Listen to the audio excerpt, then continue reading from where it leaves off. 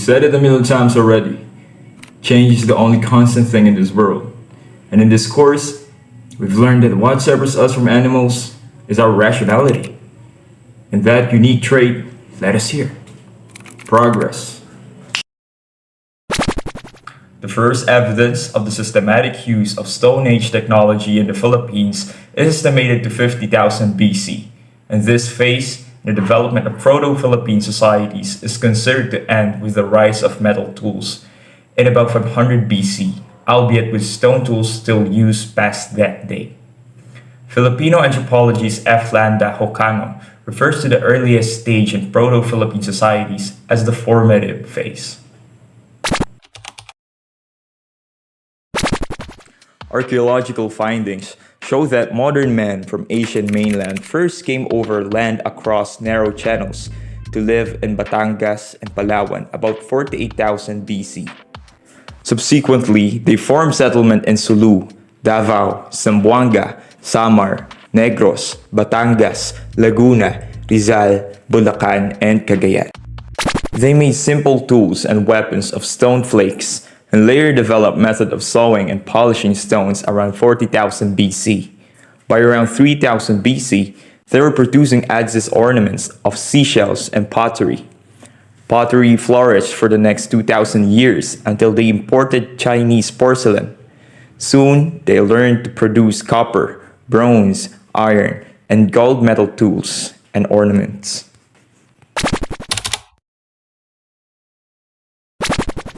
Philippine Metal Age, the period in Philippine prehistory that coincide with the use of bronze and iron objects, is approximately dated from 500 BC to AD 1000. During this period, social interaction among various groups in the Philippines and the broader Southeast Asian region expanded as evidenced by similarities in pottery forms and decoration and the occurrence of imported bronze, iron, glass, stone artifacts in various Philippine archaeological sites. According to Philippine ethnographic and ethno-historical records document, iron was supplied by Chinese traders in exchange for forest products, gold, salt, beads, etc., and that local blacksmith processed iron for agriculture and household implements. And one of the historical artifacts in this age is the Laguna copper plate inscription, or the LCI. Upon careful analysis of the text, Posma discovered that it identified the date of the copper plate's creation as the year of Sakya 822, month of Visakha, which translates to April or May in the year 900 in the Gregorian calendar. The Laguna copper plate inscription is the earliest known calendar dated document found within the Philippine Islands. This LCI is the document record of clearance of a debt and is formulated in an early form of the Malay language.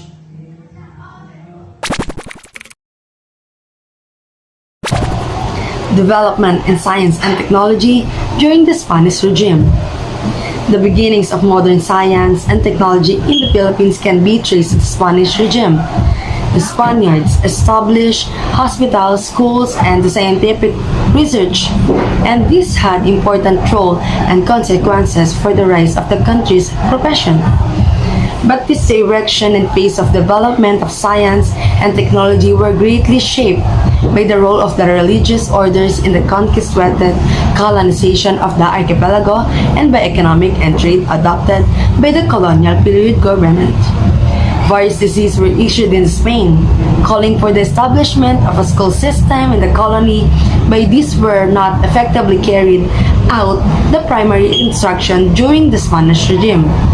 It was generally taken care of by missionaries and priests in the village and towns.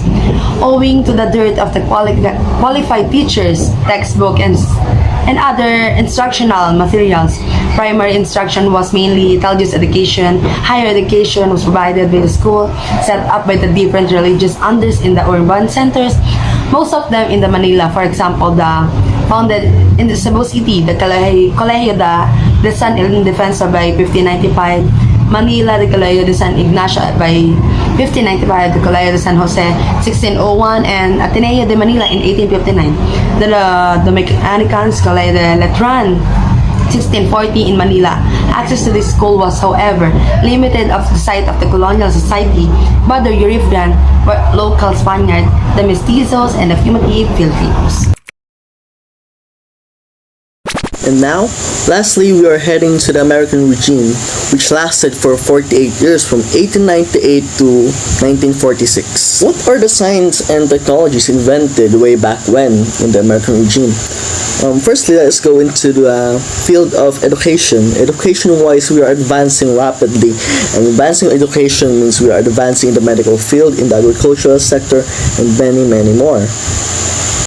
And also, World War I and World War II occurred during the American regime. Not just the Philippines, but also the world in a global scale. Basically, made a jump or made a huge leap in technology.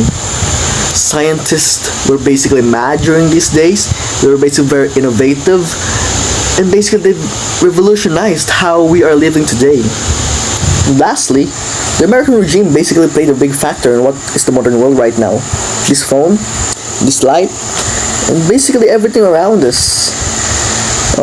Because of the education, the science, basically revolutionized everything. It started from one idea of a person, and basically it transcended into what we are right now. And this is the modern world, and this is science and technology as a whole. Thank you.